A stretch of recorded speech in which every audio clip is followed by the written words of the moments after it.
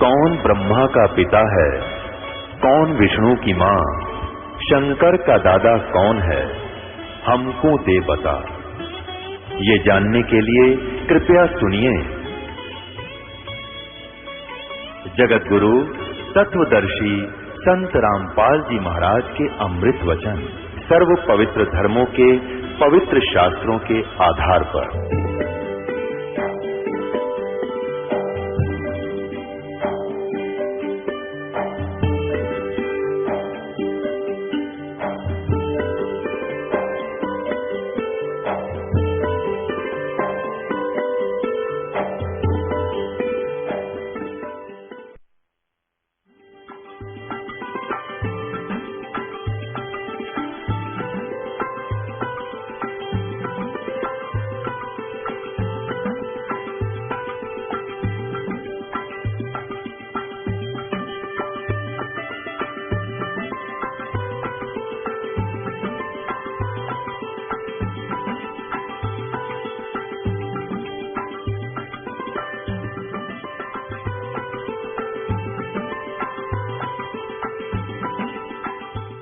29 पृष्ठ पर वही पहला स्कंद है और देवी भागवत है, यही हम पढ़ रहे हैं।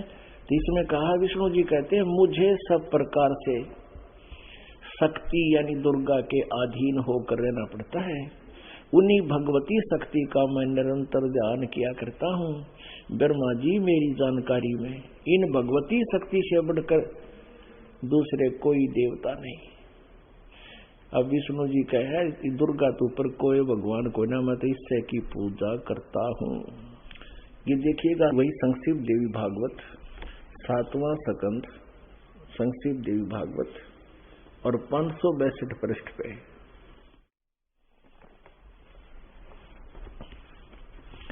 देवी के द्वारा हिमालय को ज्ञानो उपदेश और ब्रह्म स्वरूप का वर्णन। श्री देवी जी कहने लगी पर्वतराज, अब यहाँ ब्रह्म, ये तो पहले तो अपने विषय बता रही है, तो यहाँ बताती है उस ब्रह्म का क्या स्वरूप है। यह बतलाया जाता है जो प्रकाश रूप सबके अत्यंत समीप में स्थित हृदय रूप गुहा में स्थित होने के कारण गुहाचर नाम से प्रसिद्ध है। महान प्राप्य और महान पद अर्थात परम प्राप्य है। अब ज्यादा ना पढ़ के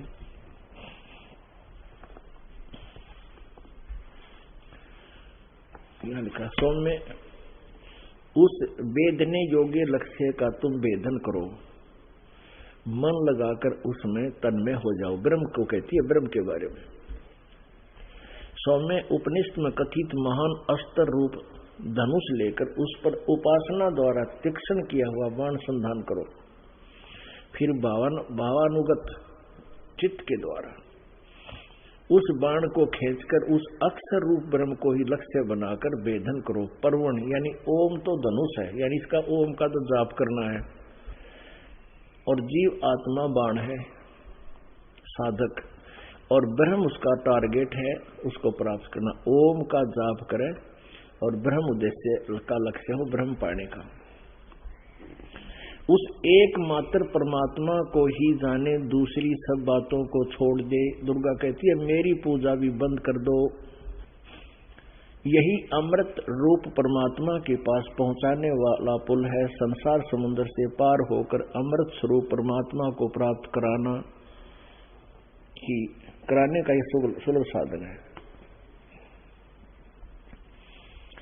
इस आत्मा का ओम के जप के साथ ध्यान करो। इस आत्मा का, ब्रह्म का, इस परमात्मा का ओम के जप के साथ ध्यान करो। इससे अज्ञान में अंधकार से सर्वथा परे और संसार समुद्र से उस पार जो ब्रह्म है उसको पा जाओगे। ओम, दुर्गा कह रही है केवल ओम जाप कर और ब्रह्म को प्राप्त हो जाओगे, तुम्हारा कल्याण हो। और वो रहता कहाँ है? ये 562-63 पृष्ठ पर हम पढ़ रहे हैं। ये देखिए दुर्गा कहती है वह सबका आत्मा ब्रह्म, ब्रह्म लोक रूप दिव्य आकाश में स्थित है, वहां रहता है, ब्रह्म लोक में रहता है। अपने आत्माओं, आपको ज्ञान पता लग गया कि ब्रह्मा जी को कितना वेद ज्ञान था और विष्णु जी को कितना वेद ज्ञान है। और विष्णु जी कह रहे हैं मैं दुर्गा से ऊपर किसी देवता को नहीं मानता, कोई भगवान नहीं है। और दुर्गा कह रही है सब बातें छोड़ दे, मेरी पूजा भी बंद कर दे, उस एकमात्र ब्रह्म को जानो, उसका ओम नाम है, नथिंग एल्स। ये ब्रह्म कौन है? ये ब्रह्मा विष्णु महेश का पिता है। शिव पुराण विद्वेश्वर संहिता में स्पष्ट किया हुआ है कि ब्रह्मा और विष्णु का एक बार झगड़ा हो गया। वो कहता मैं तेरा पिता, वो कहता मैं तेरा पिता।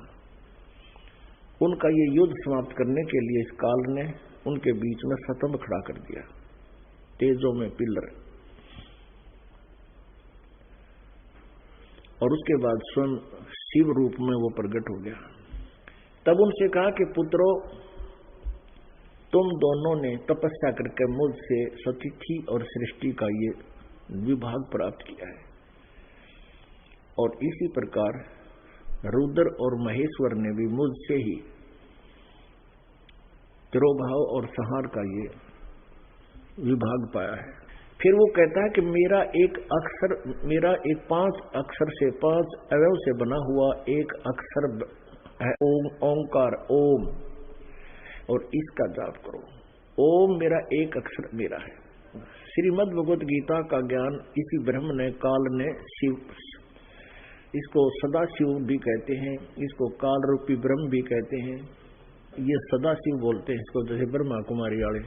ब्रह्मा कुमारी एक पंथ है जिसे ओम शांति भी कहते हैं। वो कहते हैं कि गीता जी का ज्ञान शिव बाबा ने दिया, और वो शिव बाबा हमारा पूज्य है, और वो निराकार है, एक बिंदु है, बस बिंदु को निराकार बताते हैं। फूटे भाग मारे, बिंदु का आकार नहीं होता, और वो साकार है, और वो काल है, उसने यो ज्ञान दिया। तो ये काल रूपी ब्रह्म ने, सदाशिव ने यो गीता का ज्ञान दिया। इसमें बताया है 8वें अध्याय के 13वें श्लोक में कि मेरा तो एक ओम मंत्र है, और इसका अंतिम श्वास तक जो सिमरन करता है तो ओम नाम से मिलने वाले लाभ को प्राप्त होता है।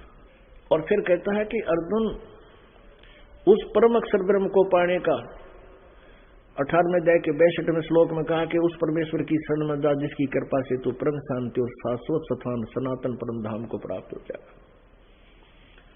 उसके विषय में किसी तत्वदर्शी संत की खोज कर 4थे अध्याय के 34वें श्लोक में गीता जी ने कहा है। 17वें अध्याय के 23वें श्लोक में कहा कि उस परमेश्वर के परम अक्षर ब्रह्म को पाने का, उस पूर्ण परमात्मा के पाने का ओम तत्सत 3 मंत्र का जाप है। इसको तत्वदर्शी संत बताएंगे। उसकी भक्ति करेगा तो उसको प्राप्त होगा, फिर तेरा कभी जन्म मरण नहीं होगा। और मेरे ओम नाम का जाप करेगा तो मेरे पास आएगा, और मेरा और तेरा जन्म मृत्यु सदा बना रहेगा, पूर्ण मोक्ष नहीं होगा। गीता जी अध्याय नंबर 4 के श्लोक नंबर 5 और 9 में स्पष्ट किया है गीता ज्ञानदाता ने अपनी सतिथि को। इससे सिद्ध हुआ कि ना तो दुर्गा को कंप्लीट स्पिरिचुअल नॉलेज, और फिर ब्रह्म ने भी पूरा ज्ञान नहीं है, उसने भी ऑप्शन छोड़ दिया कि तत्वदर्शी संत बताएंगे। और तत्वदर्शी संत की पहचान गीता जी अध्याय नंबर 15 के श्लोक नंबर 1 में स्पष्ट की है। तो वो परमात्मा जैसे ऋग्वेद मंडल नंबर 9 सूक्त नंबर 86 मंत्र नंबर 26-27, ऋग्वेद मंडल नंबर 9 सूक्त नंबर 82 मंत्र 1, 2, 3, ऋग्वेद मंडल नंबर 9 सूक्त नंबर 96 मंत्र 16 से 20, ऋग्वेद के ही मंडल नंबर 20 मंत्र नंबर 1 में, और ऋग्वेद मंडल नंबर 9 सूक्त नंबर 1 मंत्र नंबर 9 में इस कबीर परमेश्वर उस परम अक्षर ब्रह्म की जानकारी दी है। उसमें बताया कि वो स्वयं ही सतलोक से अपने तीसरे धाम में रहता है, वहां एक देश में एक स्थान पर, वहां से गति करके आता है, बिजली जैसी गति से एक पल में पहुंच जाता है, और अच्छी आत्माओं को मिलता है, उनको अध्यात्म ज्ञान बताता है, उससे परिपूर्ण करता है, तृप्त करता है। और जब वो परमात्मा शिशु रूप धार का आता है तो उसकी परवरिश कंवारी गायों से होती है, वो लीला होती है। तो उस परमेश्वर ने स्वयं आकर बताया है, और उसी ने स्वयं आकर के एक तत्वदर्शी संत की भूमिका करके 600 वर्ष पहले लगभग सन 1398 से सन 1518 तक 120 वर्ष तक परमात्मा ने ये अमृत बरसाया था। अरे इन अज्ञानी अनाड़ी, इन ऋषि और महर्षि नकलियों ने, गुरुओं ने, ब्राह्मणों ने, इन आचार्यों ने इस तत्व ज्ञान को हम तक नहीं आने दिया। और अब भी ये टांग अड़ान की चेष्टा करते हैं, लेकिन परमात्मा के इस मार्ग को इस समय पिछली पीढ़ी में जो उनका आदेश है, अब ये पूरे विश्व में जाएगा। अब इसको रोकना, इसमें बाधा पैदा करना, तो ऐसा होगा जैसे कोई अंधा गधा रेल की पटड़ी पर खड़ा हो और ट्रेन आने की गड़गड़ाहट, उसको आहट हो, और ट्रेन की आहट किधर से आ रही है उस तरफ दोनों पैर, दोनों दुलत्ती पिना कर खड़ा हो जाता है। आने दे, कौन मुझे डिस्टर्ब करेगा, इसके दोनों लात मारूंगा। तो निकट आने पर स्वभाववश वो अंधा गधा दोनों दुलत्ती मारे और ट्रेन उसको उठाकर पटक देती है, टुकड़े टुकड़े हो जाते हैं। तो ये परमात्मा का मार्ग है, ये ट्रेन मार्ग, रेल की पटड़ी है जो अब शुरू होगी है। और इसमें जो बाधा करेगा वो अंधा गधा होगा, अपनी देही तुड़वाओगा भगवान पर। जैसे हिरण्यकशिपु अंधा गधा था, कंस अंधा गधा था, रावण भी अंधा गधा था। तो पुण्यात्माओं, ये स्पष्ट हुआ कि ब्रह्मा विष्णु महेश को वेद ज्ञान नहीं था। नहीं वेद ज्ञान होते तो ये कहते, वेद में वेद ज्ञान भी होता तो भी यजुर्वेद अध्याय नंबर 40 के श्लोक मंत्र नंबर 15 में स्पष्ट किया है, ओम कर्तु समर किलबे समर कर्तुम समर। ओम नाम का जाप काम करते करते समन करो, विशेष कसक के साथ समन करो, और मनुष्य जीवन का प्रथम कर्तव्य जानकर समन करो। तो और दुर्गा को भी कंप्लीट ज्ञान नहीं था, वो केवल ब्रह्म तक की साधना ही बताती थी। अब दुर्गा का ज्ञान ऐसा है,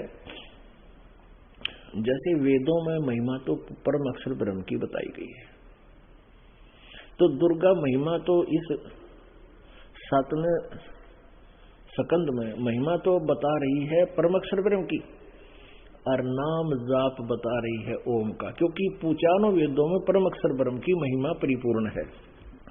इन चारों वेदों में वे ऑफ वर्शिप केवल ब्रह्म तक की है। तो इन ऋषि महर्षियों ने, दुर्गा आदि सभी ने मिलकर यही निष्कर्ष निकाल लिया कि यो ओम नाम जो है ये पूर्ण परमात्मा का है, फाइनल मंत्र।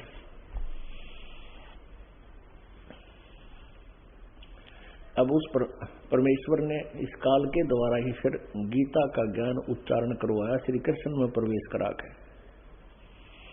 तो फिर इसने वो सच्चाई कुछ उगली कि पूर्ण परमात्मा तो कोई और ही है। 15 में जाए के 16 और 17 श्लोक में 3 भगवान बताए हैं। एक सरपुरुष, पुरुष कहो चाहे प्रभु कहो, राम कहो, अल्लाह कहो, ब्रह्म कहो। षटपुरुष, अक्षर पुरुष, ये तो 16 में बताए हैं। और इन दोनों को नासवान बताया है। इनके प्राणी, इनके अंतर्गत प्राणियों भी नासवान है, जीवात्मा है।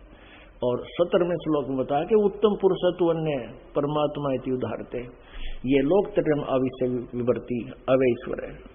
गीता जी अध्याय नंबर 8 के श्लोक नंबर 1 में अर्जुन ने पूछा कि किम तत्परम, हे भगवान आपने जो 7वें अध्याय के 29वें श्लोक में जिस तत्परम के बारे में बताया वो तत्परम कौन है।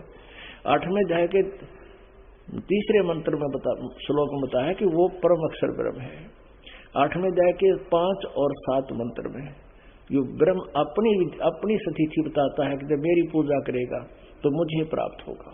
8वें अध्याय के 8, 9, 10 मंत्र में श्लोक में कहा कि उस पर परम अक्षर ब्रह्म की जो पूजा करेगा, जिसका मंत्र 17वें अध्याय के 23वें श्लोक में कहा। लेकिन तत् ओम तत्सत, ओम तो ब्रह्म का, तत् ये सत सांकेतिक है दोनों मंत्र। ये तत् परब्रह्म का अक्षर पुरुष का, और सत ये भी सांकेतिक है परम अक्षर ब्रह्म का।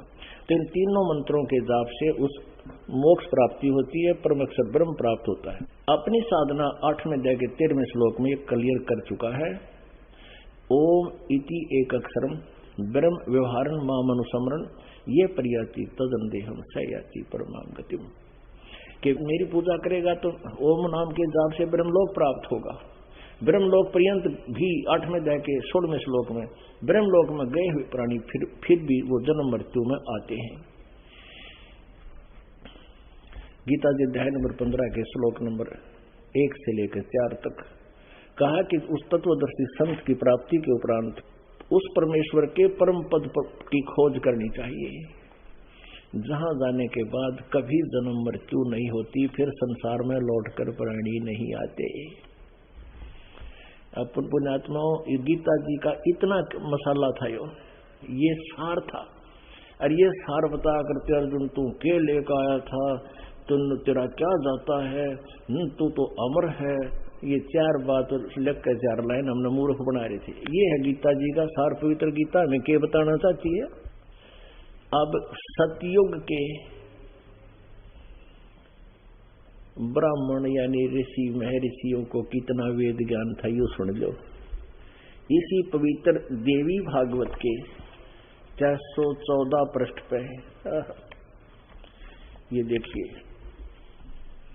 ये छठा सकंद और संक्षिप्त देवी भागवत और 414 पृष्ठ पे जन्मे जय ने पूछा, महाभाग किस युग में कैसा धर्म का स्वरूप है। इस संपूर्ण विषय को विशेष रूप से बताने की कृपा कीजिए। व्यास जी बोले, राजन यह निश्चय है कि सतयुग में ब्राह्मण वेद के पूर्ण विद्वान थे और उनके द्वारा निरंतर भगवती जगदम्बा की आराधना होती थी। आलिया कलियुग के ब्राह्मणों का वेद ज्ञान का अंत, नौके वेद के पूर्ण विद्वान थे और दुर्गा की पूजा करते थे। भगवती का दर्शन करने के लिए उनका मन सदा लालित रहता था। प्रत्येक गांव में शक्ति मंदिर का उद्घाटन हो, इस विषय की उनके मन में बड़ी उत्सुकता थी। ये मंदिरों का लठ इन गढ़वारा क्या सतयुग तो शुरू करवा दिए, मूर्ख बना दिए। बता, वेदों में कहीं लिखा है मंदिर बना लो किसी का? वो तो सीधा सा मंत्र है, जाप करो उनका। अब यहाँ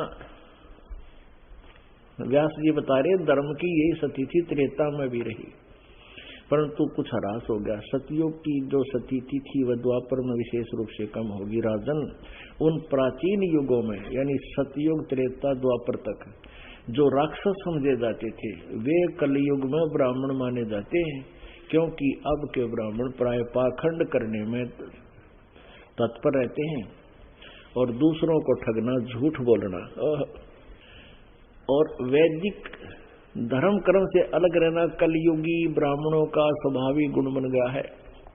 पुण्यात्माओं, यदि अब कबीर परमेश्वर जी 600 साल पहले कहा करते कि पांडे निपुण कसाई साधो, पांडे निपुण कसाई, ये चतुर कसाई है पांडे ब्राह्मण, और तुमने मूर्ख बना रहे हैं। काशी के अंदर एक आरा लगा दिया, करौंत, एक लकड़ी काटने का लोहे के दांते से दराती के हिसाब से बहुत बड़ा, और उन काशी के उन कसाई ब्राह्मणों ने जैसे कि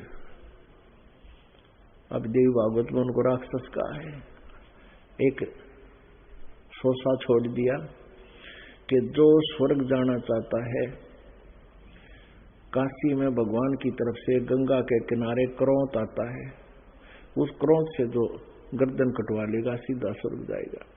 तो बुढ़ा ने सोची भगवान पाना है और मरना जरूरी है, बुढ़ापे तुम भी दुखी हो लिए।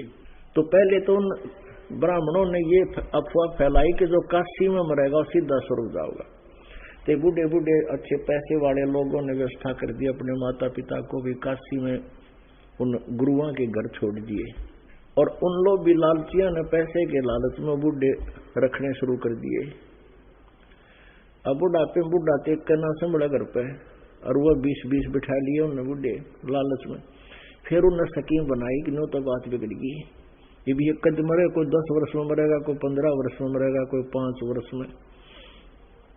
उन्होंने फिर स्कीम बनाई कि ये ऐसा एक मीटिंग कर ली, सोचा छोड़ दिया भाई भगवान की तरफ से आदेश आया है और वहां गंगा के किनारे अपने आप अदृश्य क्रोध आता। उन्होंने ऐसा सिस्टम बना रखा था ना, बढ़िया सी बना के आरत और उसके बीच के जगह छोड़ दी और उसमें आरा लगा दिया और उसके हैंडल का रस्सों से कंट्रोल दूर कर दिया अंडरग्राउंड ले जाकर।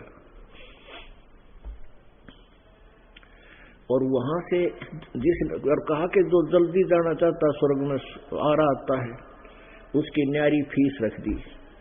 तो उन बूढ़ी आत्माओं ने उन पर विश्वास करके ब्राह्मणों पर गुरुओं पर कि ये सच्ची बात कहते हैं, विद्वान हैं, संस्कृत के जानने वाले हैं, तो वो गर्दन कटवानी भी शुरू कर दी। उनको 10-10, 20-20, 50-50 रुपये दे करके आरा कटवा दिया। तो पुण्यात्माओं, ये दास आज से 600 वर्ष पहले परमात्मा कहा करते थे, पांडे निपुण कसाई साधो पांडे निपुण कसाई।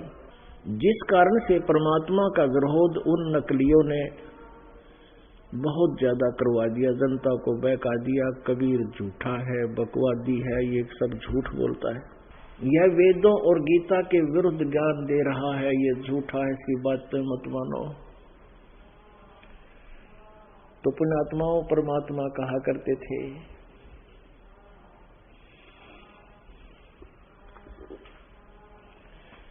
निरंजन धन तेरा दरबार, निरंजन धन तेरा दरबार, जहाँ पर तनिक न न्याय विचार, निरंजन धन तेरा दरबार, जहाँ पर तनिक न न्याय विचार। वैसा उड़े मुल मुल खासा गल मोतियों के आर, वैसा उड़े मुल मुल खासा गल मोतियों के आर। पति भरता को मिले न खादी वो सूखा नरस आहार, निरंजन धन तेरा दरबार, जहाँ पर तनिक न न्याय विचार, निरंजन धन तेरा दरबार, निरंजन धन तेरा दरबार, जहाँ पर तनिक न न्याय विचार। पाखंडी की पूजा जग में और संत को कहें लबाड़े, पाखंडी की पूजा जग में संत को कहें लबाड़े। अज्ञानी को परम विवेकी, इन ज्ञानी को मूढ़ गवार, निरंजन धन तेरा दरबार, निरंजन धन तेरा दरबार, जहाँ पर तनिक न न्याय विचार, निरंजन धन तेरा दरबार, निरंजन धन तेरा दरबार, जहाँ पर तनिक न न्याय विचार। कह कबीर सुनो भाई साधो, या सब उल्टा व्यवहार, कह कबीर सुनो भाई साधो, या सब उल्टा व्यवहार। सच्चे को तो ये झूठा बताओ, इन झूठों का एतबार, निरंजन धन तेरा दरबार, निरंजन धन तेरा दरबार, निरंजन धन तेरा दरबार, जहाँ पर तनिक न न्याय विचार, जहाँ पर तनिक न न्याय विचार। कह कबीर सुनो भाई साधो, या सब उल्टा व्यवहार, कहे कबीर सुनो भाई साधो, या सब उल्टा व्यवहार। सच्चों को तो ये झूठा बताओ, इन झूठों का एतबार, निरंजन धन तेरा दरबार, जहाँ पर तनिक न न्याय विचार, निरंजन धन तेरा दरबार, निरंजन धन तेरा दरबार, जहाँ पर तनिक न न्याय विचार। अपन आत्माओं 600 वर्ष पहले परमात्मा कहा करते, हे ज्योत निरंजन काल, धन है तेरा ये 21 ब्रह्मांड का तेरा न्याय। तेरे इस दरबार में तनिक भी न्याय नहीं है, 21 ब्रह्मांड में न्याय नाम की चीज नहीं है पुण्यात्माओं। और क्या बताता है परमात्मा ने, क्या कहा है कि पाखंडी की पूजा जग में, और परमात्मा कहते हैं, इस अपने आप को कहते थे कबीर जी के संत को कहे लवाड़, कि लवाड़ है मुंह मावा बकदे है कबीर जी हैं, डरमा विष्णु में इसको नासवान बताता है। देख इसकी अकल मारी जा रही जुलाए की। परमात्मा कहा करते डट जाओ, आन दो समय फिर बतावांगे तुमने, अकल मेरी मारी जा रही थी, तुमने ये मूर्ख बना गए। अपने आत्माओं परमेश्वर कबीर देव जी ने अपनी महिमा आप ही बताई है।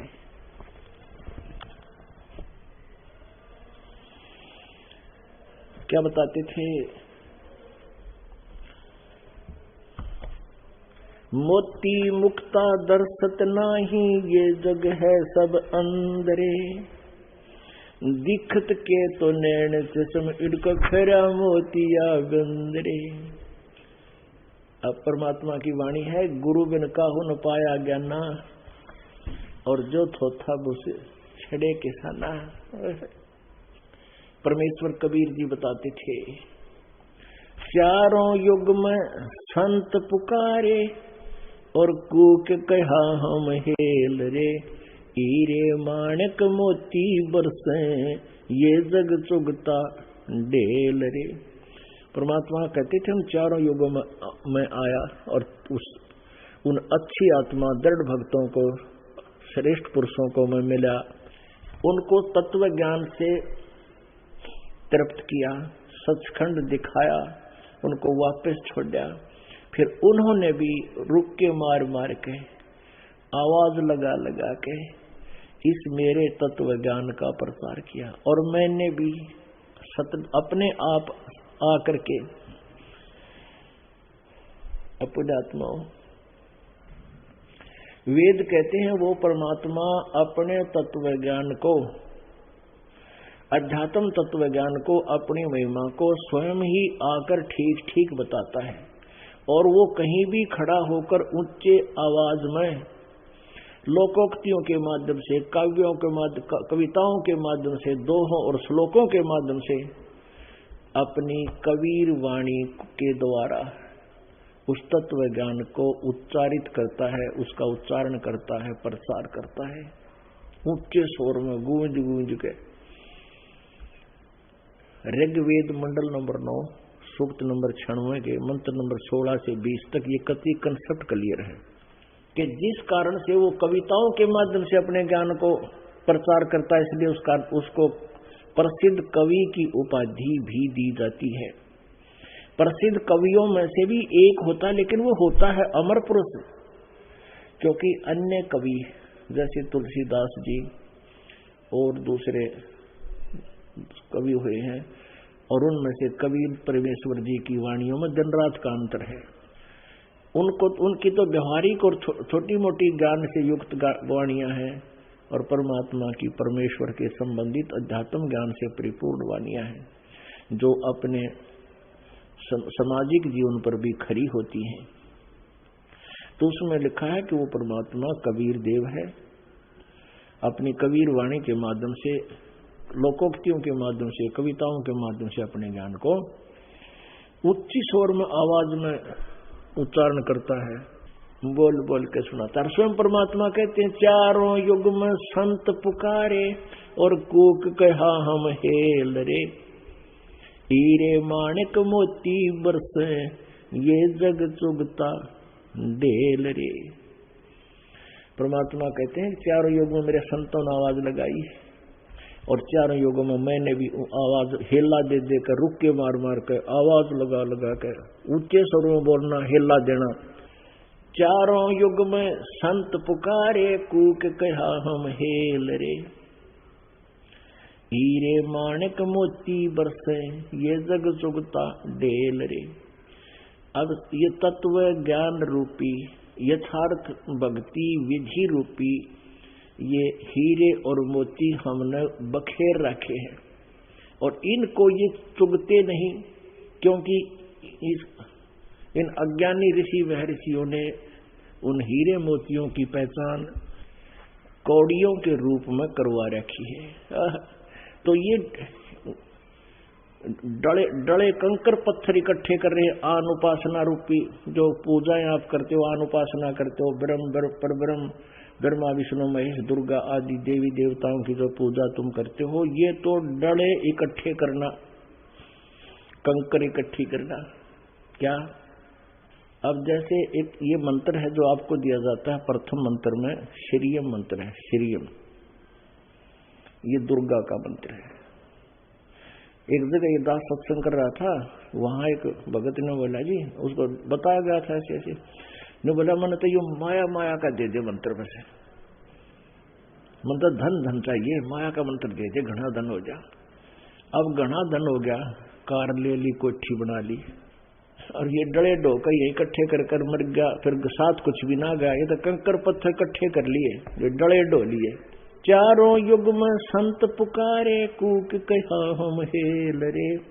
हीरे माणक मोती बरसे ये जग चुगता ढेल रे। अब परमात्मा कहते हैं मन माणक लहर समंदरे, मुरजीवा नग सीप न सायर, वो निर्मल आनंद कंदरे। मन माणक लहर समंदरे, मुरजीवा नग सीप न सायर, वो निर्मल आनंद कंदरे। मोती मुक्ता दर्शत नाही, ये जग है सब अंदरे। मोती मुक्ता दर्शत नाही, ये जग है सब अंदरे। दिखत के तो नैन चसम इनका, फेरा मोतिया गंदरे। ओए होए। अब परमात्मा कहा करते थे कि जिनको तुम विद्वान मानते हो इनका मोतिया बिंद हो रहा है। जैसे किसी का मोतिया बिंद हो जाता है, उसकी आंख कति स्वस्थ दिखाई देती है, स्वस्थ, नो डिफेक्ट, और उन्हें दिखता कति नहीं है, कति नपट अंधे होते हैं वो। तो कहते हैं जिनको तुम विद्वान और संस्कृत भाषा के जानने वालों को विद्वान मान बैठे, ये विद्वान नहीं है। इनका तो मोतिया बंद हो रहा है। इन वेद पढ़ने पर वेद ना जाने, ये बातें पुराण 18 और जड़ को फिर ये पूजा खुआवे, भूल गए सृजनहारा। अब वेद पढ़ने पर भेद ना जाने, हर मंदिर बनवाओ दुर्गा का, सतयुग के ब्राह्मण ऋषि महर्षि और वेद ज्ञान के बड़ा पूर्ण विद्वान थे, टट्टू विद्वान थे ये। अब परमात्मा क्या बताना चाहते हैं? मोती मुक्ता दर्शत नाही, ये जग है सब अंधरे। ब्रह्मा विष्णु महेश तक अंध, वेद ज्ञानहीन, और ये ब्राह्मण ऋषि महर्षि सारे वेद ज्ञानहीन, और वेद पढ़ने पर वेद ना जाने, बादशाह पुराण 18 और पत्थर का आगे भोग लगावे, भूल रहे सृजनहारा, दिन की अकल की जारी। मोती मुक्ता दर्शत नाही, यो जग है सब अंधरे। दिखत के तो नैन चसम इनका फेरा मोतिया बंदरे। ये इनका ज्ञान वाली आंख नहीं थी, ये संस्कृत भाषा को जानने के कारण हमने विद्वान दिखे थे, पर ये विद्वान कति नहीं थे। यजुर्वेद अध्याय नंबर 40 के श्लोक नंबर 10 से लेकर 13 तक ये कति कंसेप्ट क्लियर किया है कि जिसने अक्षर ज्ञान होगा उसको विद्वान मान लेते हैं, और जिसको अक्षर ज्ञान नहीं उसको अविद्वान कहते हैं। विद्वान और अविद्वान की परिभाषा भी तत्वदर्शी संत बताओगे, उससे सुनो। तो ये परमात्मा कबीर जी थे विद्वान है। नर नारायण देहे पाके, जय कट्याना जम का फंदरे। ये मनुष्य नर नारायण भगवान जैसा शरीर प्राप्त करके बता, सब कहते भाई नर नारायण दे ही है यार, भगवान जैसा शरीर है मनुष्य का, फिर भगवान निराकार क्यों करो गया? नर नारायण दे ही पाके, जय कट्याना जम का फंदरे। रतन अमोली दर्शत नाही, ढक है जाकी जंदरे। नर नारायण भगवान जैसा ये सुंदर शरीर पाक है परमात्मा के तुल्य, यानी उसी जैसा। और जय कट्याना काल का फंदरे, जय काल जन्म मरण का पीछा नहीं छूटा। और कहते रतन अमोली दर्शत नाही, उनको इसका विश्वास नहीं हो पा रहा और उनको ये ज्ञान नहीं समझ में आ रहा, तो धिक्कार है उनकी जिंदगी को। पूर्ण ब्रह्म रटे अविनाशी, जो भजन करे गोविंद रे। पूर्ण ब्रह्म की भक्ति जो करे उस अविनाशी की, और भजन करे उस गोविंद का, वो है गोविंद।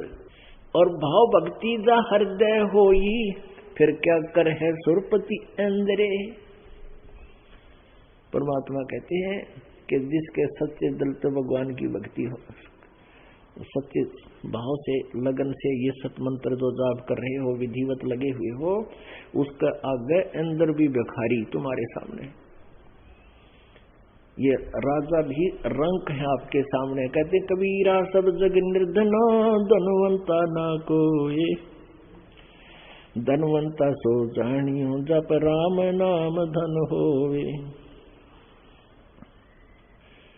पूर्ण ब्रह्म रटे अविनाशी, जो भजन करे गोविंद रे। भाव भक्ति जा हृदय होई, फिर क्या कर है सुरपति इंद्रे। इंद्री कर्म ना लगे लगारन, जो भजन करे निर्द्वंद रे।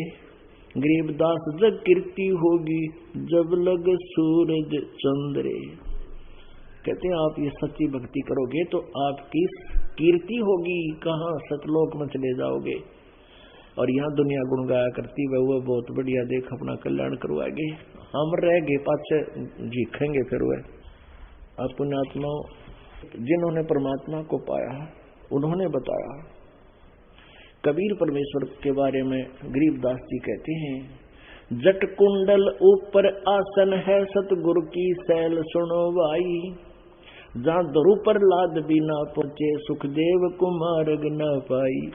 वो परमात्मा सतलोक में रहता है। और यहाँ एक ब्रह्मांड का सबसे लास्ट प्लेस स्थान है जटा कुंडली।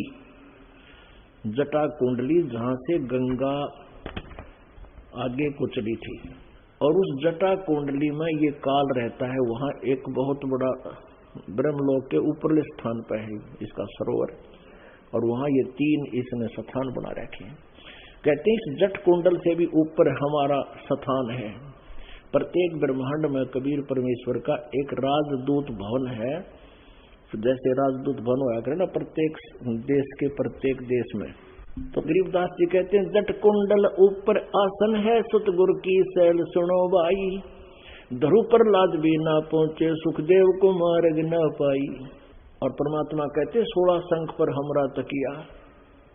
16 शंख कोष की दूरी पर हमारा सतलोक तकिया है, वहाँ स्थान है, अजर अमर स्थान है, सनातन परम धाम, वो तीसरा मुक्ति धाम है। 16 शंख पर हमरा तकिया, हम गगन मंडल के जिंदा। हुक्म हिसाबी हम चल आए, वहां से चल कर आए, ये काटड़ काल का फंदा। अब थोड़ी सी अमर वाणी सुनाते हैं आपको परमात्मा की। ऋग्वेद मंडल नंबर 9 सूक्त नंबर 96 के मंत्र 16 से 20 में बहुत कंसेप्ट क्लियर किया है कि वो परमात्मा कबीर देव है, और वो कबीर वाणी के द्वारा अपनी अमृत वाणी सतीदागन की वाणी का उच्चारण करता है अपने मुखारविंद से। वो ब्रह्मण्य मुखे कहलाती है।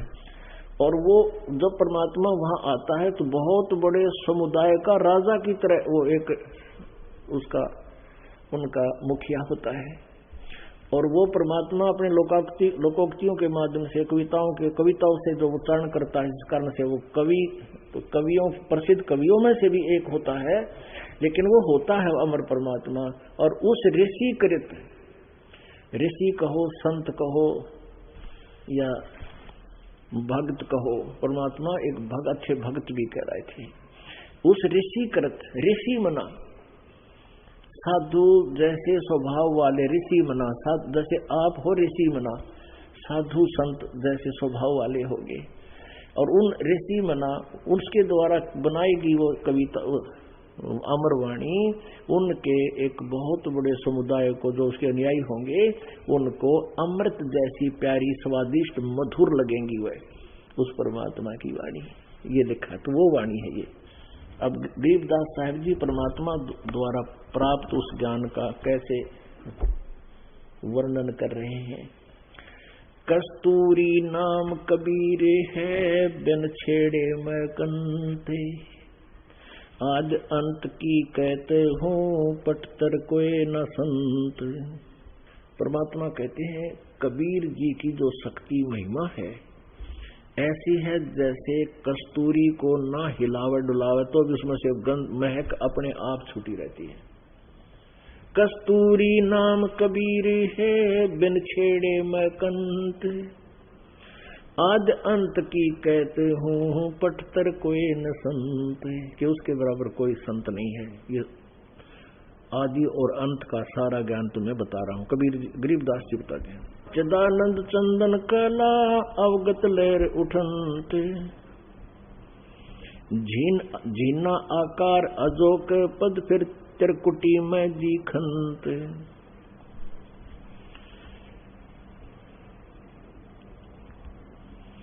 नैनो मद निरखत रहे ये अवगत नाम कबीर, बेड़ा पार लगाए हों सुरत सरोवर तीर।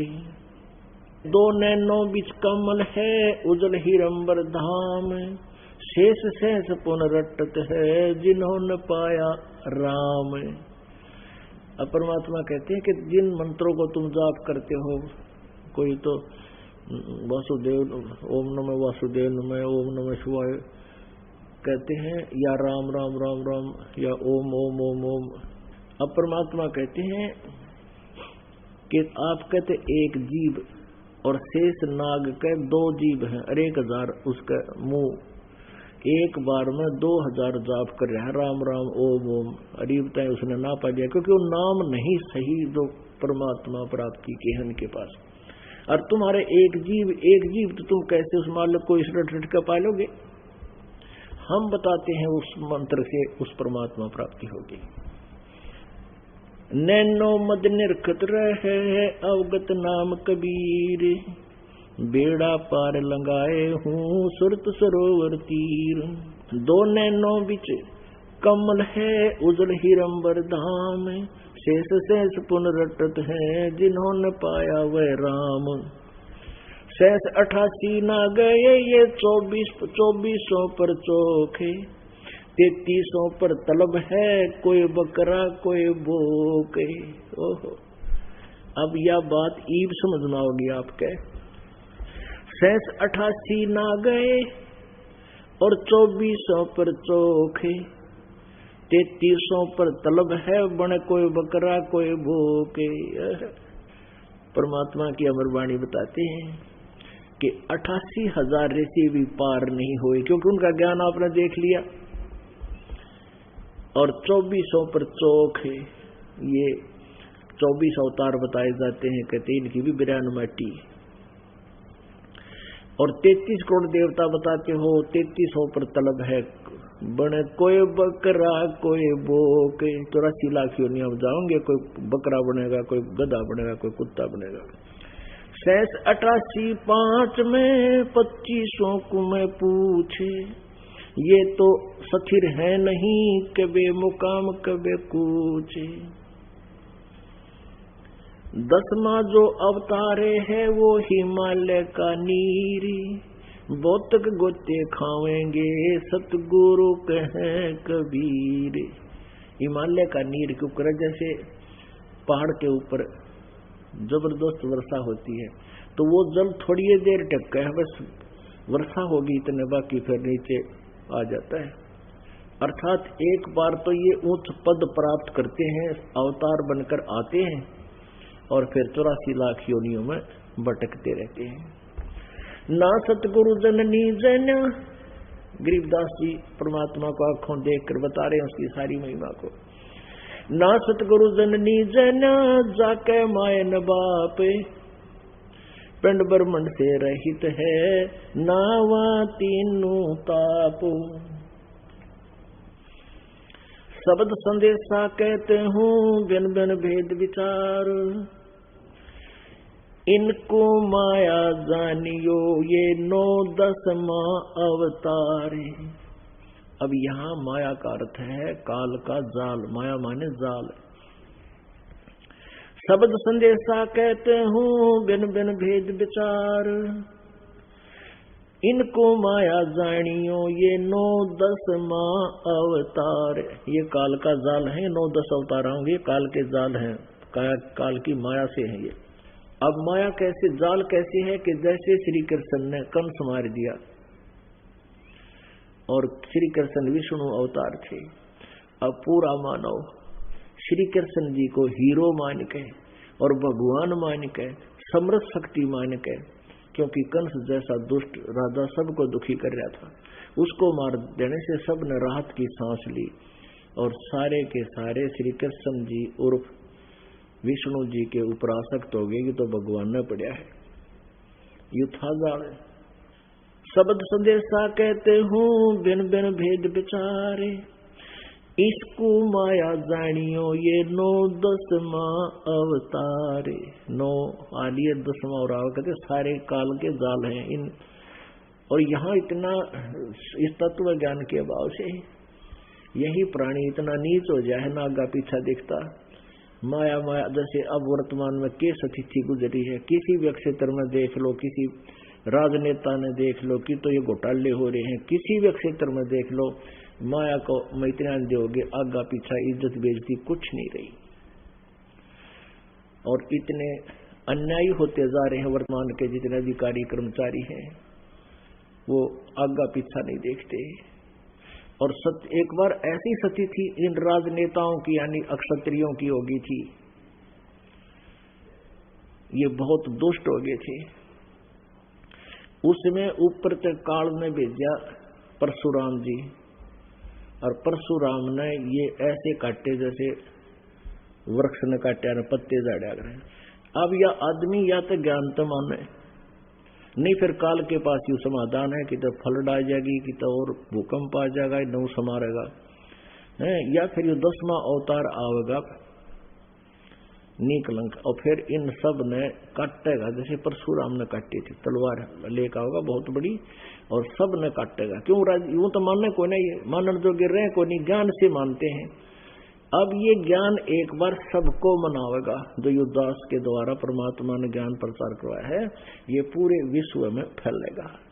और इस ज्ञान के आधार से फिर देखियो आप करके दिखाइयो 2 नंबर का काम, लेकर दिखाना रिश्वत, ऐसी लोकति जहर दिखाई देगा आपको, क्योंकि हम ज्ञानहीन हो गए, अध्यात्म ज्ञान रहा नहीं, हम कति आगा पीछा नहीं देखते, विष खा रहे हैं ये 2 नंबर का काम करके और माया के पीछे दौड़ के। तो फिर वो कहते हैं 10वां अवतार आएगा, वो फिर ऐसे काटेगा। कृष्ण कन्हैया राम है ये बलिबावन अवतार, हिरण्यकशिपु नरसिंह है ये काल के विस्तार। वो तो अचल अनूप है नूरी देह शरीर, वो परमात्मा तो नूरी शरीर वाला सतलोक में विराजमान है। और करता हो अवतर ये काल के रघुवीर, कहते भगवान बन के अवतार धारण करते ये काल के रघुवीर। दरता को करता कहें बड़ा अंदेशा मोहे, पारस पद भेंटा नहीं जिसको कहिए लोहे।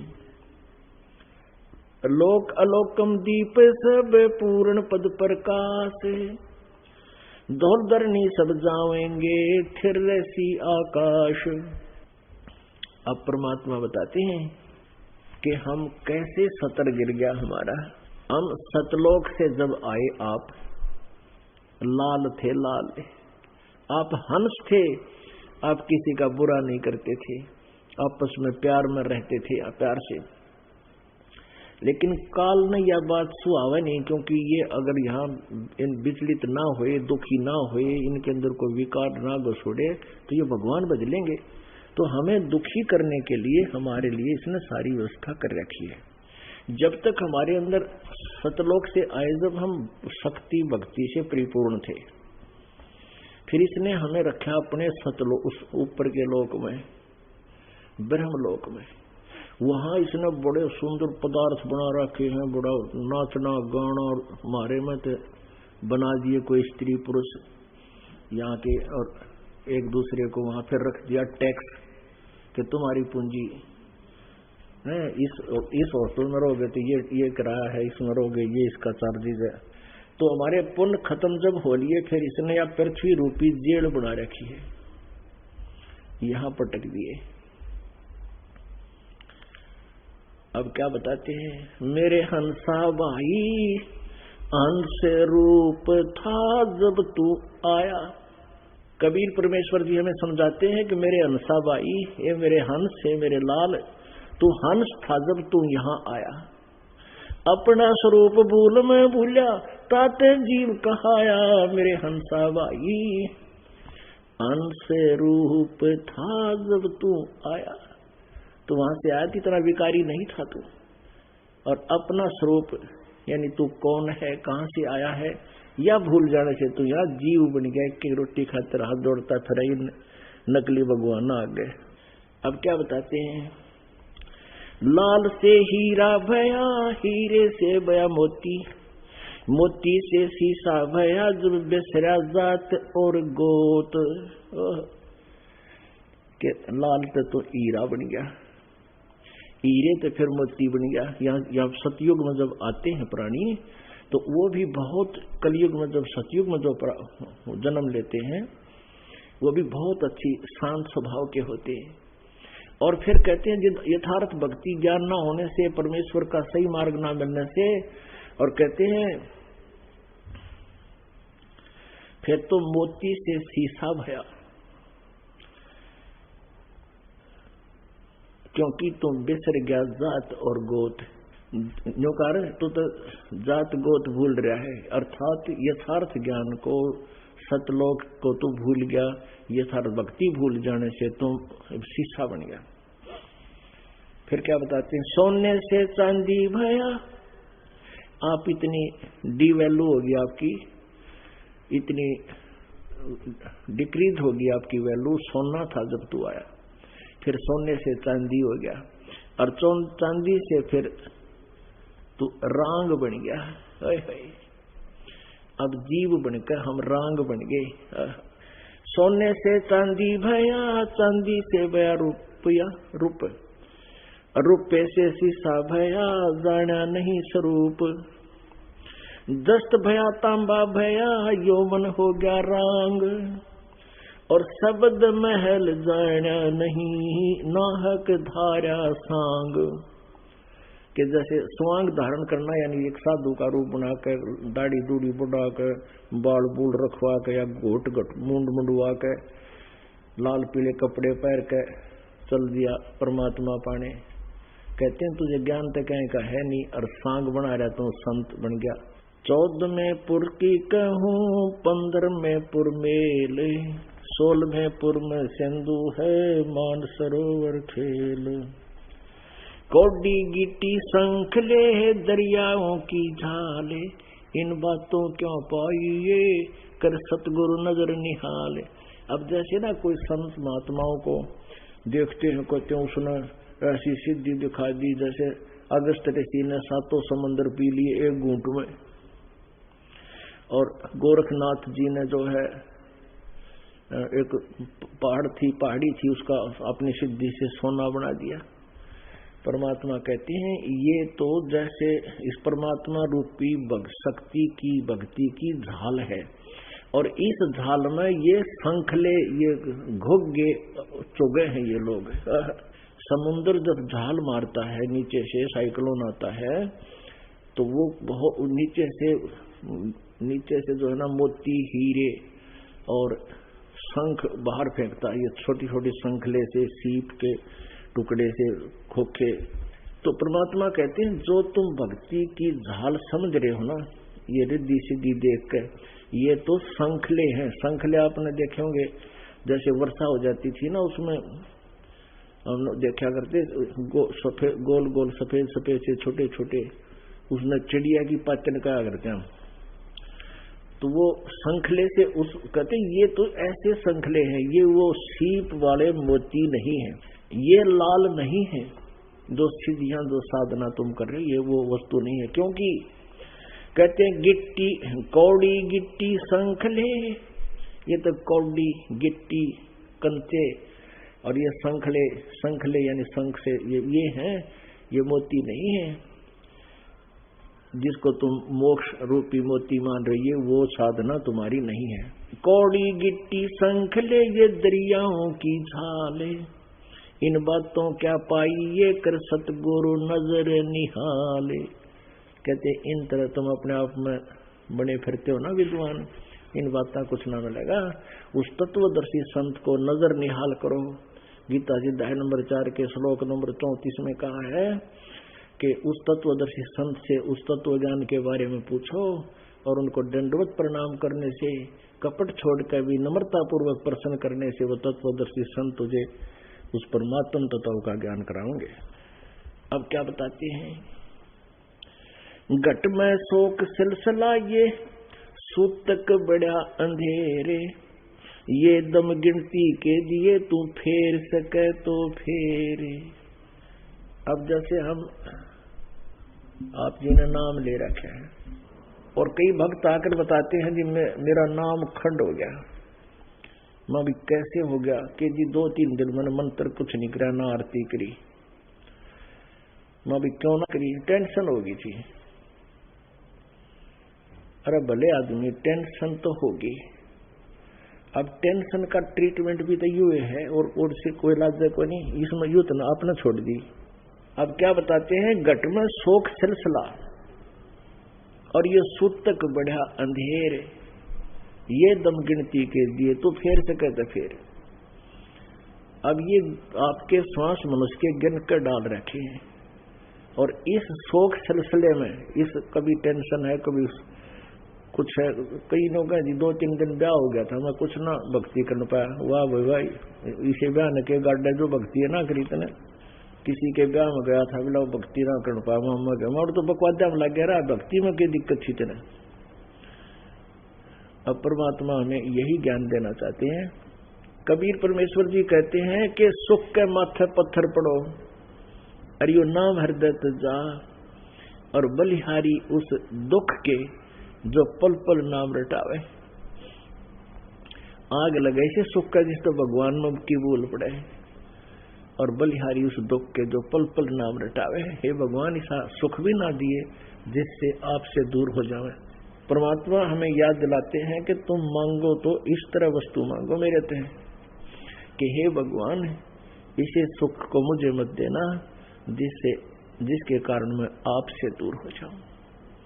ऐसा दुख भी दिए रहना अपने दास को, आपकी याद बनी रहे। घट में शोक सिलसिला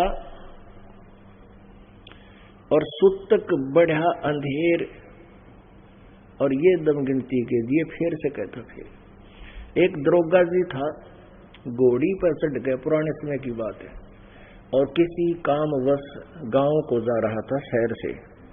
आगे एक किसान रहट चला रहा था। रहट होता था पहले कुएं से पानी लेते थे और एक पुली होती थी काट की, उस पुली के ऊपर एक चैन लपेट बांध डाल देते थे लोहे की, और उस बहुत बड़ी चैन इतनी चौड़ी, और उसका बाल्टी वेल्ड करा देते थे, और वो रहट चलता था बैलों से कोल्लू की तरह, और वो उस पुली को घुमाता था। वो पुली नीचे से पानी लेकर आती थी और नाले में डाल देती थी, वो खेत में सिंचाई करता था। और उसमें आवाज बहुत आया करती है क्योंकि लकड़ के जुगाड़ हुआ करते, वो चरण चू ची चू चला करते। अब दरोगा जी ने देखा, घोड़ी ने दूर से देखा पानी चल रहा है, उसको प्यास लगी थी, दरोगा जी को भी प्यास लगी थी। अब दरोगा जी ने घोड़ी को उधर कर दिया जिधर पानी था, जल निकल रहा था कुएं से रहट से। तो वो निकट आई घोड़ी, तो वो ची चू की आवाज ने सुनकर दूर फड़क कर बाज गई। अब ऐसा तो ने जोर से गुस्सा में आवाज लगाई, रहे हो रहट वाले इस चू चू को बंद कर, मेरी घोड़ी डर रहा है। अब किसान ने वो रेट रोक दिया, बैल खड़े कर दिए, रुक गए, चू चू बंद होगी, घोड़ी निकट आई। तब तक वो जल, क्योंकि वो चल रहे तो पानी जल निकले, और आगे सूखा खेत, पानी साथ साथ सोख रहा था, पी रहा था रेत। अब घोड़ी निकट आई, इतना वो पानी पाया ना खेत में, पानी सूख गया, पीने जोगा जगह नहीं मिली। दरोगा जी ने कहा, रे किसान जल निकाल। उसने फिर बैल आंग डंडा मार दिया, वो फिर चू चू शुरू हुई, घोड़ी फिर बिदक की। अब दरोगा ने कहा, रे चू चू को बंद कर। उसने फिर चू चू बंद कर दी, बैल रोक दिए। निकट आया तो पानी फिर पाया, जल नहीं पाया। ने बोला जल निकाल, वो फिर बैल आंख दिए, वह फिर घोड़ी चू चू हुई तो दूर भाज गई। अब किसान बोला, दरोगा जी चू चू में पी गए तो पी गए ना, दोनों मरोगे। इस चू चू में पानी मिल जाएगा ना, कि पानी निकले ना। तो पुण्यात्माओं, यहाँ कहते घट में शोक सिलसिला, ये सुत तक बड़ा अंधेर, ये दम गिनती के दिए तो फेर सके तो फेर। बोलो सतगुरुदेव।